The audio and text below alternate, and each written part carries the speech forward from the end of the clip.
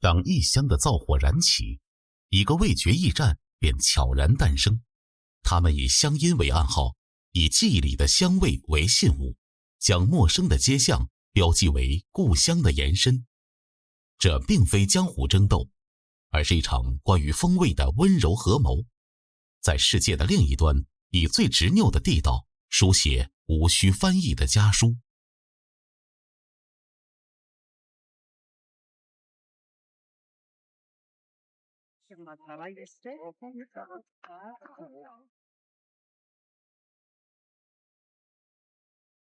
熱情、悠閒、充滿伊比利亞風情的陽光之城巴塞羅那，這家掛着中文招牌的小店，是許多東方面孔到點就來的默契。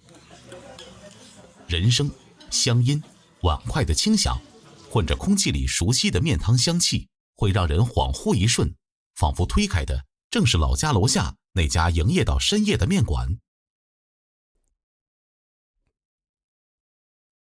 劉爺都過來，他們家是真材實料的。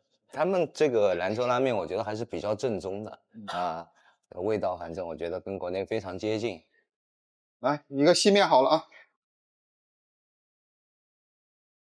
很接近國內的味道的，它有分好多個粗細嘛，對，所以我覺得這個水平還挺好。每到飯點兒，這裡便坐滿了熟悉的中國面孔。大鵬，這家店的老闆兼拉麵師傅。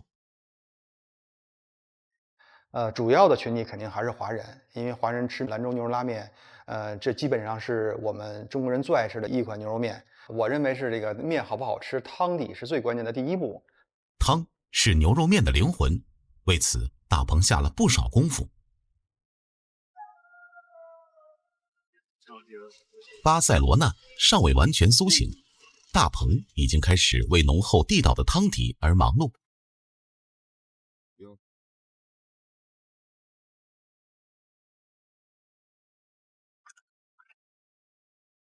在巴塞北部的一座小鎮集市裡，賣肉的老闆都認識大鵬。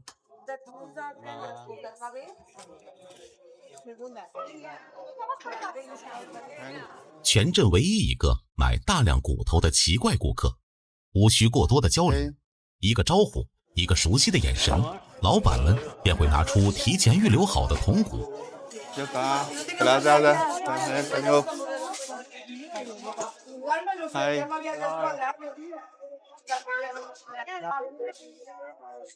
嗨，小弟。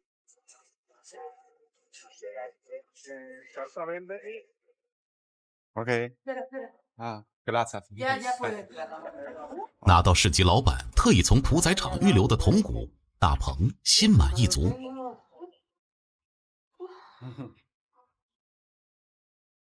他這個肉都是你看都是新鮮的，他不用凍貨，反正每周辛苦2趟還值得。肉很新鮮，非常新鮮。尤其這個腰子質量都是新鮮的，別的地方很少，不單獨賣。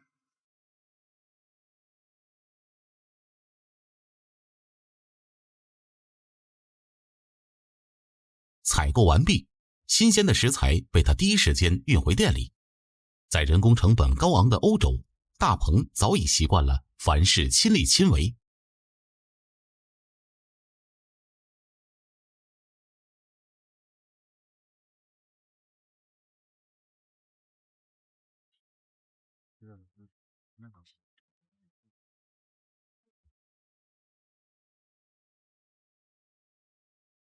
從小鎮返回店裡，這段近50公里的路程，大鵬每周要跑上2到3次，這是他少有的獨處時光。在巴塞羅那，人們習慣凡事慢慢來。午餐的第一波客源從下午1點開始，店員們12點會陸續到崗。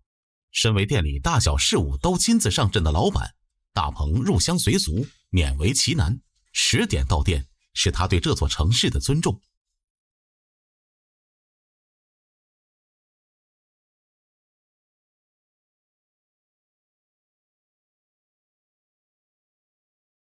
放空自我的自講時間結束，這滿滿一後備箱的新鮮食材還等着大鵬處理。進入廚房，大鵬立刻調至戰鬥模式。湯是這家店的立足之本，大鵬對於此格外重視。他對湯的理解總結起來就6個字：料夠足，湯才濃。個筒骨到60個筒骨，還要看濃度，基本上是這個數量。然後牛腱子呢，煮一鍋呢是7個牛腱子，一個牛腱子大約是2.5公斤。我買的筒骨呢都是帶油，中間那個短两頭的没有，因為中間那個骨油比較多，比較香，所以小鎮的老板呢都每次给我留好了。基本這一桶湯的量應該是90升這樣的吧。只需簡單的調味，味道全看食材。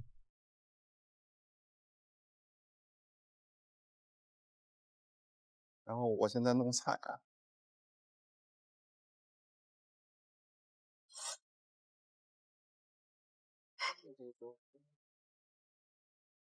下入复合香料、蔥薑，穿串剩下的牛油也是湯底濃厚的必要角色。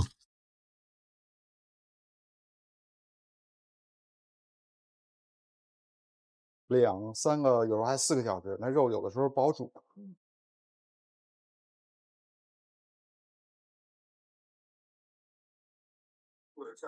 啊，就是這樣的，然後我蓋蓋。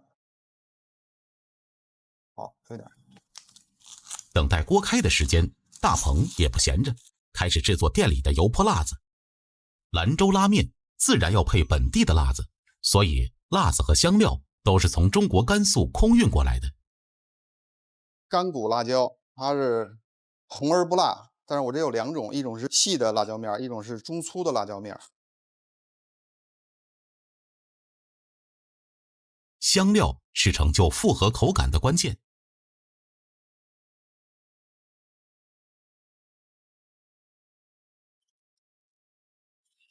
白酒是保持辣椒不被热油燒糊的訣竅。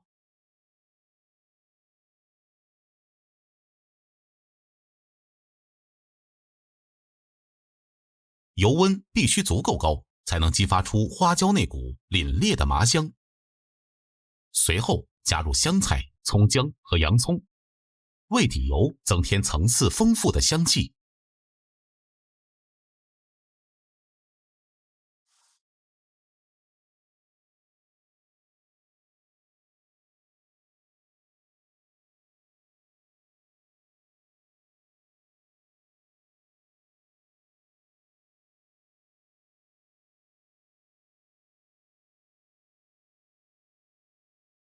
和是制作油泼辣子的核心步驟，将带着复合香气的滚油浇入辣椒面，紅光泛起，香氣隨氣泡爆炸性升騰，活色生香的油潑辣子便大功告成了。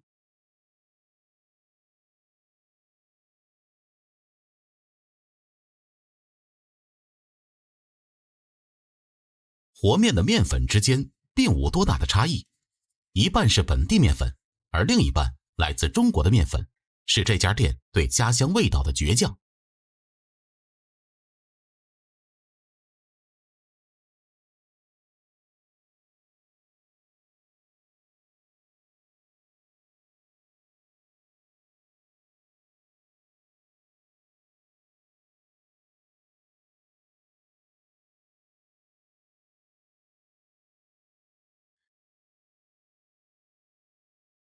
離鍋開還有一點時間，趁着空隙先把面和上，剩下的時間剛好用來等待面的醒發。40分鐘以後就可以用了。然後抹上油覆上膜呢，就是防止它乾。如果乾的話呢，這個就用不了了。不是用不了了，就是如果乾的話呢，在揉面的時候裡面就會有一些小結塊啊，不太好用。好，這就可以了。廚房的活看似繁瑣，實則早已在日復一日的摸索中變得井井有條。鍋開，鮮濃的湯汁便散發出誘人的香氣，香料與油脂的馥郁早已滲透軟爛的牛腱。牛腱子不僅要親自切，而且要切得夠厚。身為一家被中國食客托起的麵館，大鵬希望對自己人實在點。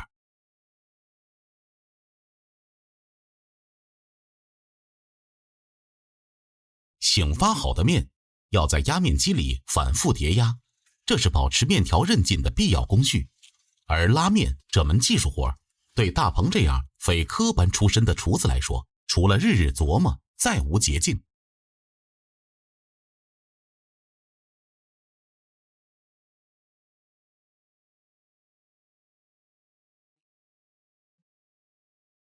好，面剂子好了，这样的话就随时可以出餐了。像现在我把它压得很扁，那拉出来以后，这個面就是扁的。如果我把它擠成三角形，那拉出來以後，它就是三角形。咱們沒有專業的老師去教咱們這個，有一個小方法呢，就是現在咱們的媒介啊、媒體啊非常發達，我們在各種網站上能看到一些教學視頻。我就平常沒事在休息的時候呢，經常去看。面怎麼揉、怎麼醒、怎麼抻，全憑日復一日手上的記憶。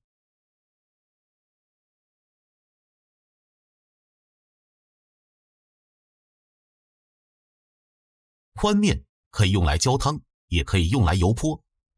油潑面作為西北的經典面食，是每一個碳水愛好者的心頭好。大鵬的油潑技術在此刻派上用場。牛肉面館的油潑面自然也要配上大塊的滷牛肉。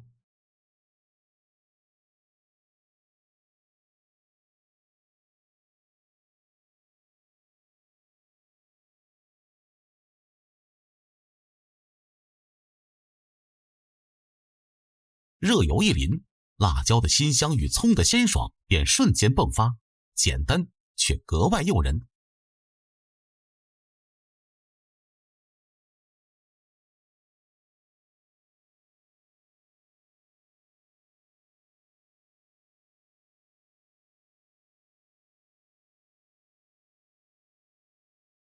放到碗裡的一疊就很整齊。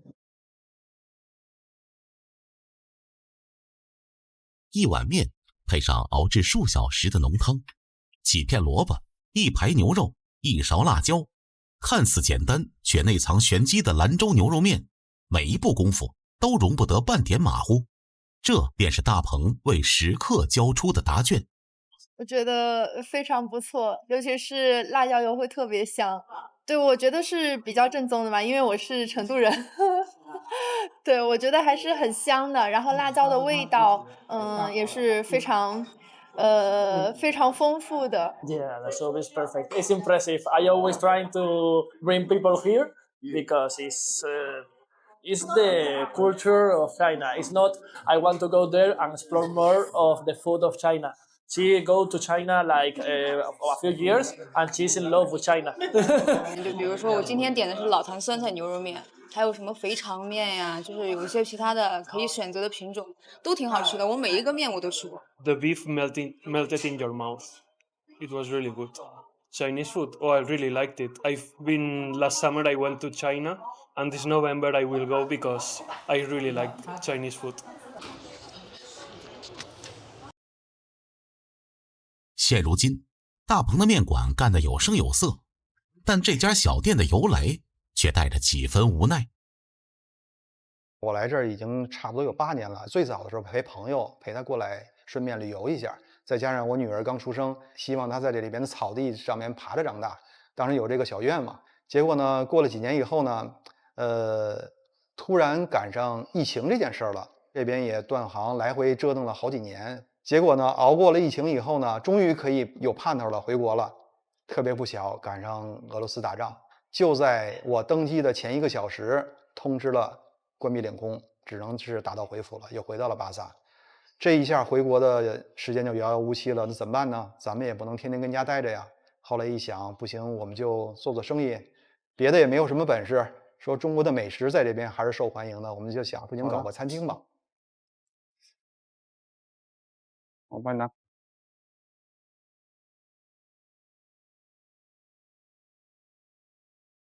中國人的腳步遍布世界，味覺卻始終錨定着家鄉的方向。或許正是這份同頻的念想，讓徐大鵬用一碗熱氣騰騰的牛肉麵，將散落的鄉愁熬煮成可入口的溫暖。這碗麵是寄給遠行人的家書，是舌尖認得的故土，人間至味，終究是心安。與自然和諧共生的琅勃拉邦，在旅行者口中被譽為被世界遺忘的角落。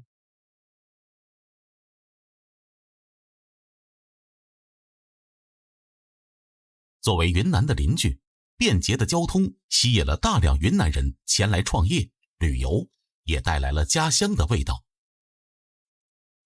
回鄉餐廳是一家主打雲南菜的小館，本地菜農總在早市出攤前送來最新鮮的蔬菜，這就像是吹響的集結號，是回鄉繁忙一天的開始。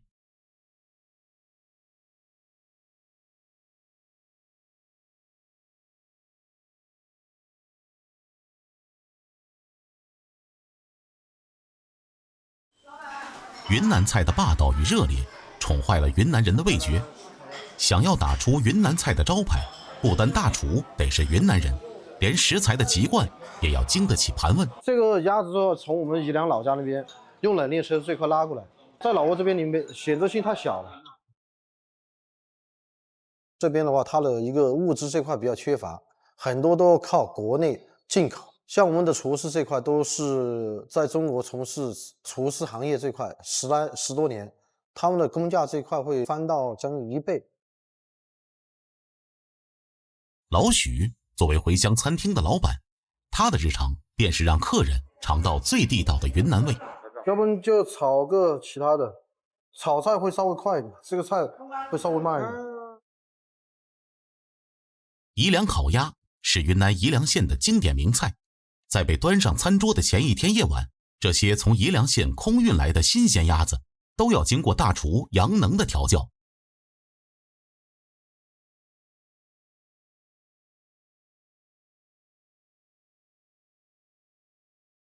先給鴨子洗個熱水澡，這是接風洗塵的第一步。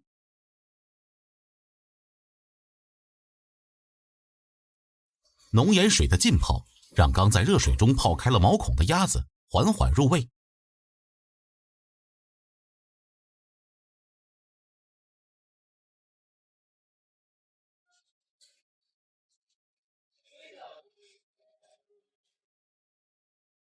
蜂蜜與蛋清將為鴨皮打下了酥脆的基礎，按摩則是為後續的皮肉分離做準備。將鴨子掛在風乾櫃中，褪去多餘的水分，這個過程要持續到第二天清早。宜良烤鴨的準備工作才算到位。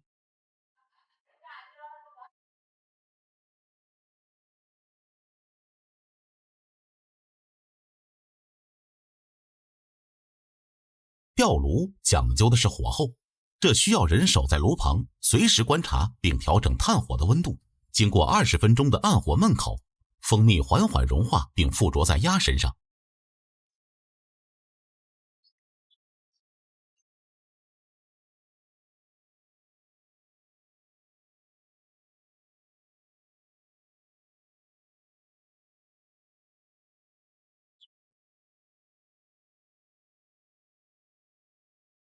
此时要取出鴨子，借噴槍的火焰讓蜂蜜與鴨皮相融合，這是鴨子皮肉分離的關鍵。這一步考驗的是眼力與多年烤鴨的經驗。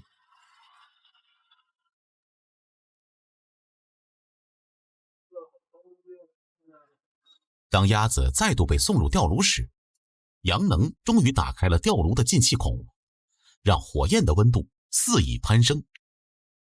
大火去把那個烤鴨的皮把它繃起來，然後就更脆。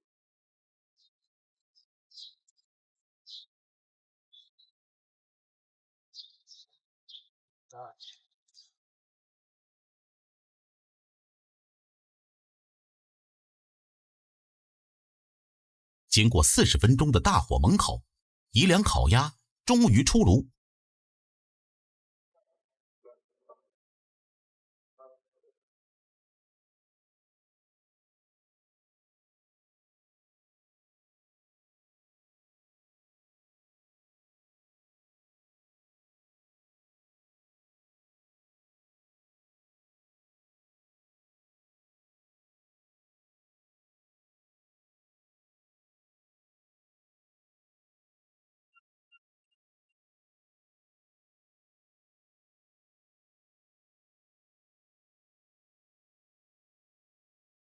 皮肉分離的宜良烤鴨，內裡油脂豐盈，外皮焦香酥脆，木炭為油光飽滿的鴨肉增添了一絲炭火的香氣。不同於捲着吃的北京烤鴨，宜良的鴨子一定要連皮帶肉，大快朵頤。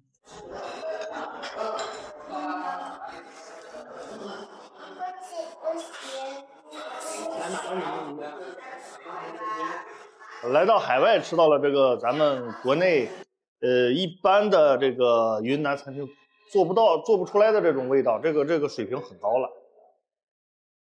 在琅勃拉邦这边，中国人最多话就是一个湖南，还有一个云南，这2个地方人是最多的，做生意人是最多的。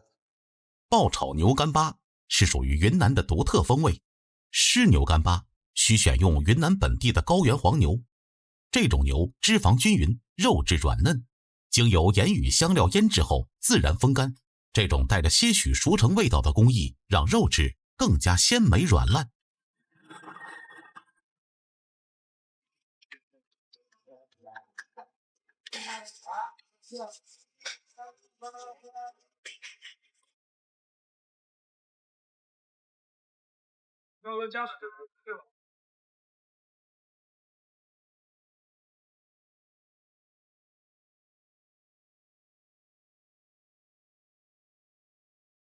熱水焯掉牛干巴中多餘的鹽分，滾油爆炒，辣椒與蔥薑帶來熱辣的滋味，猛火則將這層熱辣提升到另一個高度。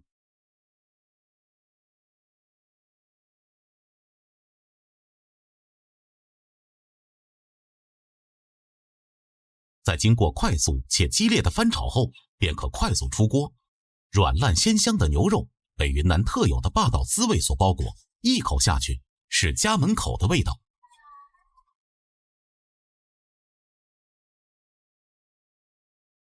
好吃，很激動，在老挝能吃到家鄉菜。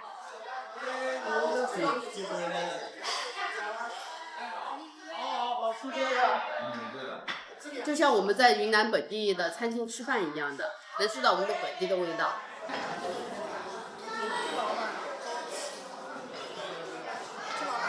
這個店的話，它最主要是客源是有80%左右都是熟客，還有20%左右是遊客。所以說我們在點菜或在上菜那個細節當中，我們都會詢問一下客人的相應一些需求啊，甚至說那個提前訂餐，我們都會根據他家鄉的味道這一塊做一些相應調整。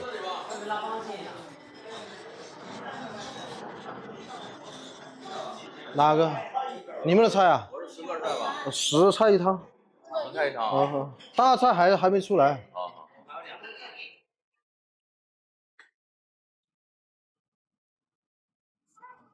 慢慢吃，後面菜這些還多。這個是不是也太豐富了？太豐富了。還是我們中國人。那個，這個是從我老家運過來的。每到飯點，大廳便坐滿了食客，繁忙的後廚更需經受住考驗。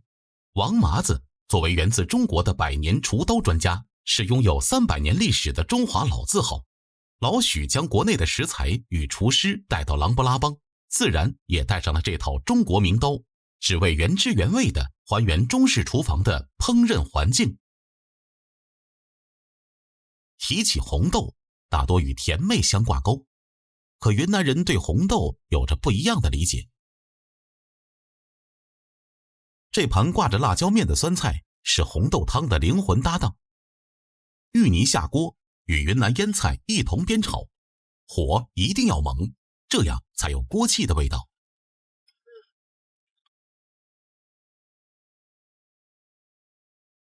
水要淋着鍋邊下，讓鐵鍋的溫度與水充分接觸，這樣才能保持鍋內的熱烈。下入泡發的紅豆，小火慢燉，對於直爽熱情的雲南人而言，並不存在。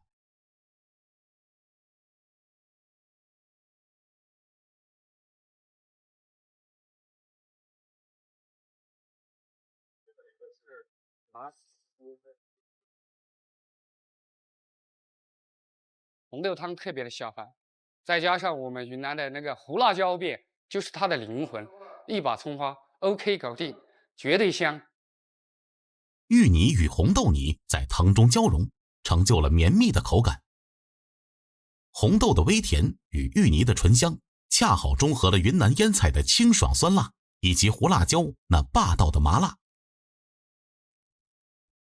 老挝的甲魚均為野生，得益於優渥的生態環境，它們个大肥美，對於生猛的雲南菜而言，無疑是理想的食材。我們的甲魚都是新鮮的，很難碰到這個甲魚，特別的大。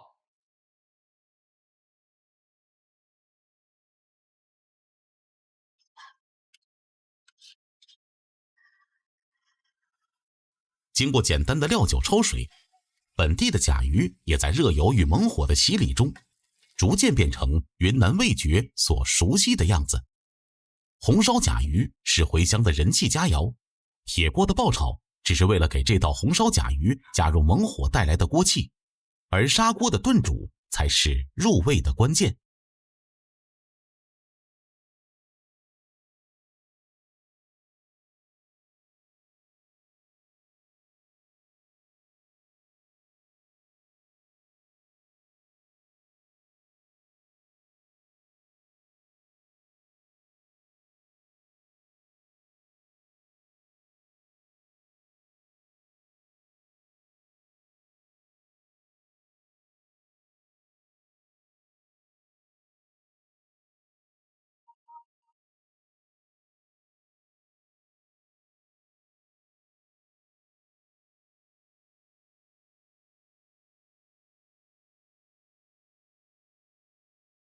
經過40分鐘的燉煮，融化在湯汁中的滋味越發濃厚，而這濃烈的滋味則溫柔地滲入軟爛的甲魚肉中，肥美熱烈是雲南的味覺代碼。挺鮮的，然後也挺嫩，真的很地道，很地道。來打牙祭都是本地的中國人，那我們都會選擇這家餐廳來用餐，才能吃到我們的味道。本地味道這4個字往往帶着對家鄉的驕傲，從異鄉人的口中念出時，是回盪在靈魂深處的鄉音，也是旅途中的味覺驛站。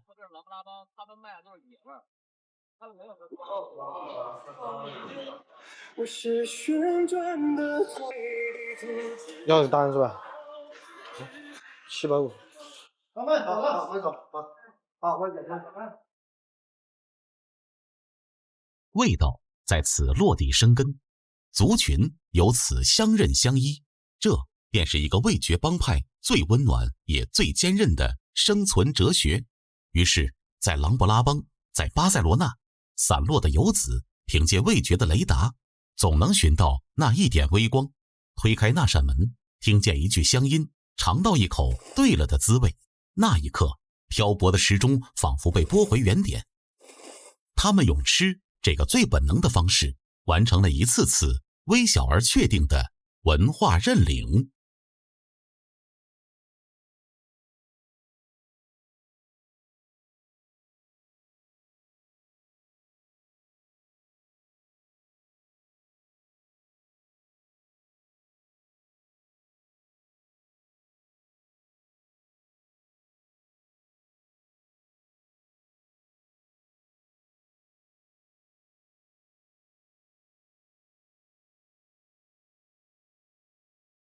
廣東衛視4K 超高清頻道，讓世界耳目一新。